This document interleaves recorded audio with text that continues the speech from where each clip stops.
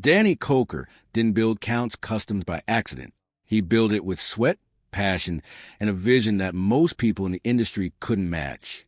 From the grimy back streets of Detroit to the blazing lights of Las Vegas, Danny turned a personal obsession with cars into one of the most recognized shops in America. And when Counting Cars hit the History Channel in 2012, the whole country got to see what he had built. The fans came flooding in. The ratings climbed. The shop became legendary. But with all that success came something Danny never fully prepared for. People who would take advantage of everything he worked for.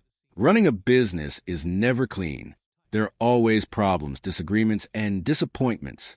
But some betrayals cut deeper than others. Some people walk through your doors, earn your trust, and then turn around and stab you in the back. Danny experienced that more than once. Over the years, several employees either walked away, got pushed out, or left behind a mess that the whole world eventually found out about. These weren't minor hiccups or simple personality clashes. Some of these situations involved stolen money, vanishing equipment, broken trust, and quiet exits that left fans wondering what really happened behind those garage doors. So today, we're pulling back the curtain. We're talking about 5 of the worst employees to ever pass through Count's Customs. The ones who let Danny down, betrayed his trust, or simply couldn't handle what the spotlight brought with it. This is a story that the show never fully told, and it's long overdue. Before we get into the people who failed him, it's worth understanding just how much Danny put into building this world. He grew up in Detroit during the golden age of American muscle.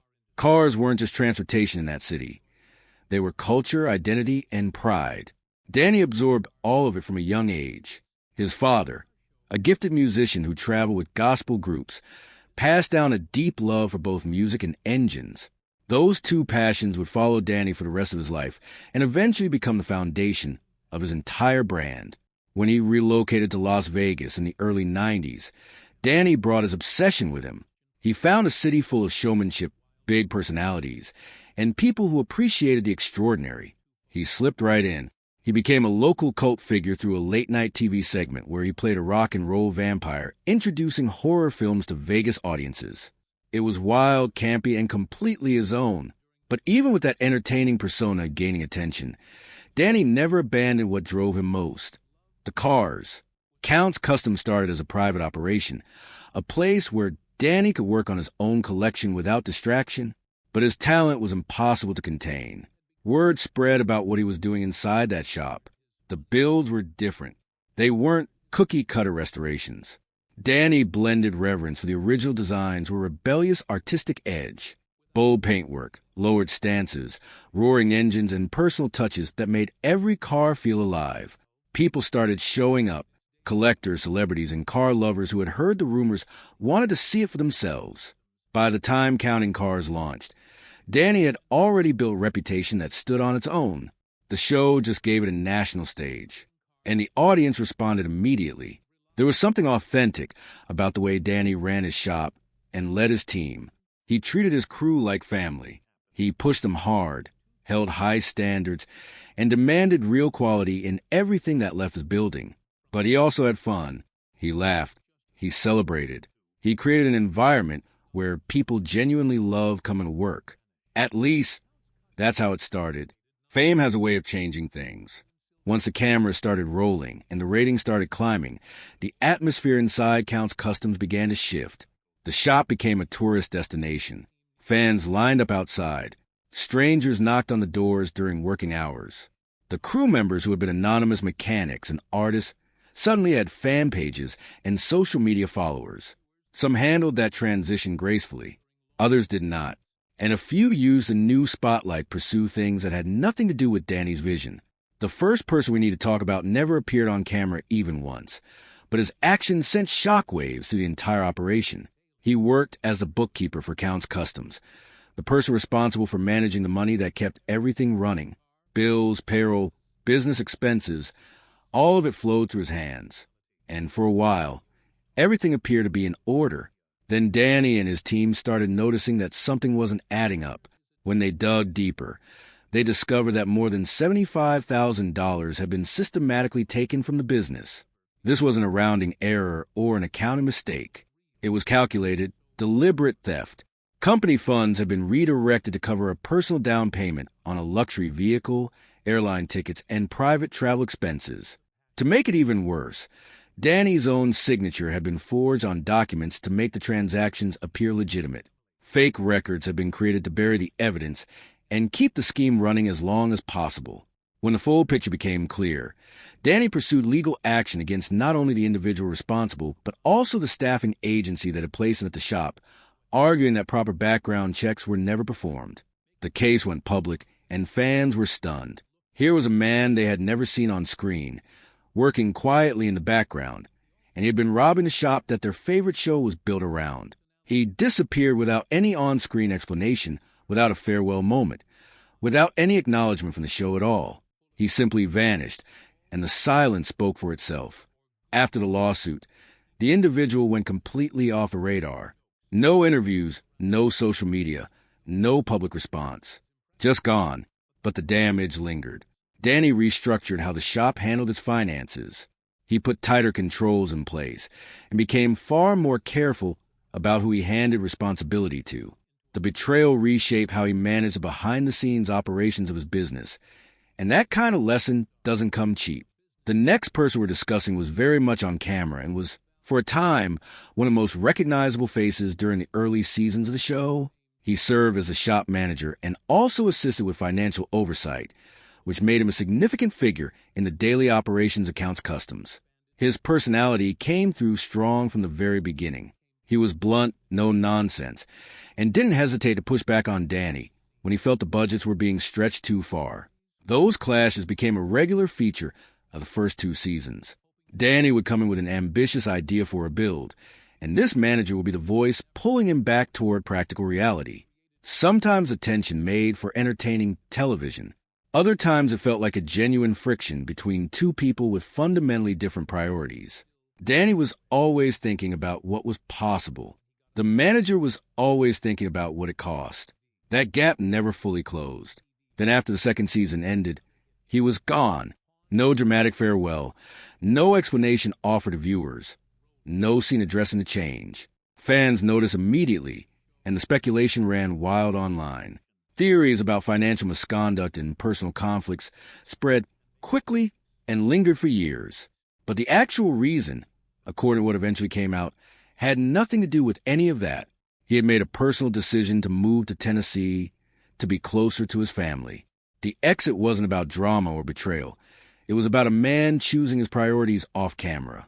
He went on to run his own automotive business in Tennessee and later appeared on another car-related television series. He stayed in the world he knew, just in a different chapter. Looking back, his time on counting cars was defined more by the tension he created than by any wrongdoing. He was a tough character who brought a certain energy to the show. And while his exit disappointed many fans, it turns out the story behind it was far simpler than anyone expected. Now we get to someone who broke a lot of hearts. He was a fan favorite from the moment he appeared. His thick accent, infectious energy, and constant humor made him one of the most entertaining personalities the show ever produced. But beyond the laughs and the dancing and the one-liners that fans loved, he was genuinely skilled at his job. As the lead detailer at Counts Kustoms, he brought a perfectionist eye to every vehicle that came through the door. He cared about quality, and it showed in every car he touched. He built a devoted following over multiple seasons. People talked about him on fan forums, shared clips of his funniest moments, and celebrated the way he could lighten the mood in the shop without ever letting it affect his work. He seemed like the kind of person who was just happy to be there, doing something he loved with people he cared about, which is exactly what made the news that eventually emerged so difficult to process. In 2017, word began to spread that expensive detailing equipment had gone missing from Counts Kustoms. Thousands of dollars worth of professional gear had disappeared from the shop, and shortly after the discovery, so had he, his departure was immediate and unexplained. One episode, he was there buffing paint and making the crew laugh. The next, he was absent. No goodbye was filmed. No explanation was given. The show simply moved on as if he had never been there. The connection between the missing equipment and his exit was never confirmed publicly by the show or by Danny directly, but the timing made it impossible for fans to ignore. Counts Customs never released an official statement addressing what happened. The silence around the situation let people draw their own conclusions, and most of them arrived at the same place. The fan favorite had apparently left under a shadow, and the community that had adored him had to reckon with that. He didn't disappear entirely from the world, though. He remained in Las Vegas and opened his own detailing business, building a clientele that appreciated the same high standards he had always brought to his work. His reputation as a craftsman remained intact, even as questions about his exit from the show lingered. Fans were left with a complicated legacy. A man who brought so much joy to the screen, but left behind questions that never received clean answers. The next departure was quieter, but no less significant to people who understood what the show was losing. He was a lead motorcycle builder, and in a shop filled with loud personalities and dramatic moments, he stood apart by letting his work do the talking. He didn't seek attention. He didn't perform for the cameras. He simply put his head down, picked up his tools, and built motorcycles that were genuinely extraordinary. His craft was clean, precise, and deeply personal.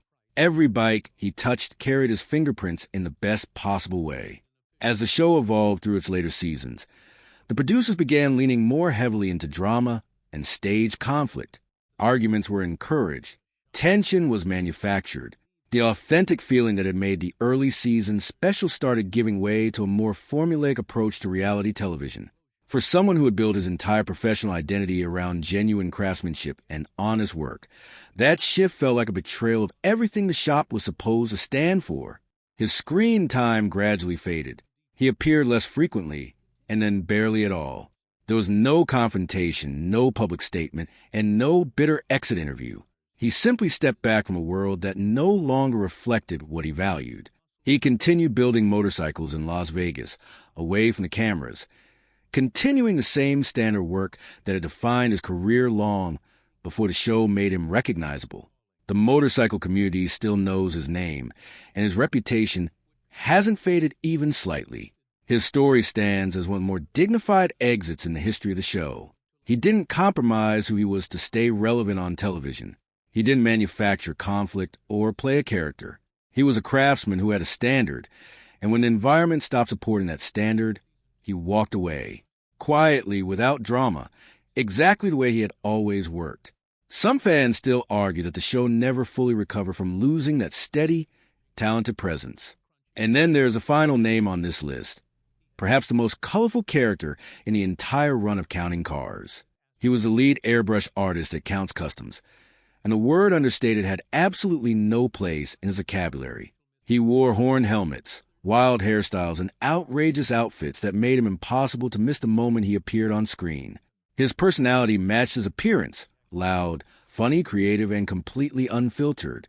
But beneath all of that personality was a genuinely serious artist who had real technical skill and a deep commitment to his craft. His work transformed vehicles from machines into statements. Detailed murals, layered paint effects, complex designs that required patience and precision. He executed all of it with the kind of dedication that the entertainment side of his personality sometimes overshadowed. Danny recognized that talent early and gave him real creative freedom. For a while, it worked beautifully. The partnership produced some memorable builds and gave the show a visual signature that set it apart. But creative freedom inside a business has limits, and those limits started to chafe. He wanted to push further, to take builds into territory that felt more like pure art than branded product. Danny, as the owner of a business with a brand to protect and a television schedule to maintain, had to keep things on track. That inevitable tension between the artist's vision and the business's needs began to create friction that the production schedule couldn't absorb. Reality television doesn't accommodate artistic process well. You cannot wait for inspiration when a deadline is 48 hours away. You cannot spend 4 days perfecting a mural when the crew needs to move on to the next build. That conflict between the pace of television and the reality of serious creative work wore on him. His appearances became less frequent. His role slowly contracted.